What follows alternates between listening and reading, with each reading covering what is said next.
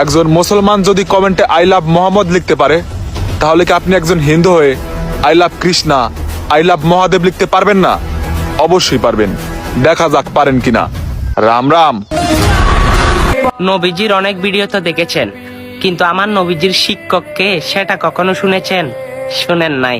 তাহলে আজকে শোনাই মাত্র যদি ভালো লেগে থাকে, আমার রসুলের শিক্ষককে, আমার রসুল কোন বিশ্ববিদ্যালয়ের মধ্যে পড়েছে, অবশ্যই সকল মানুষের কাছে এই ভিডিও বার্তাটা পৌঁছে দিবেন, তারা যেন জানতে পারে আমার রসুলের শিক্ষক হচ্ছে স্বয়ং রাব্বে করিম।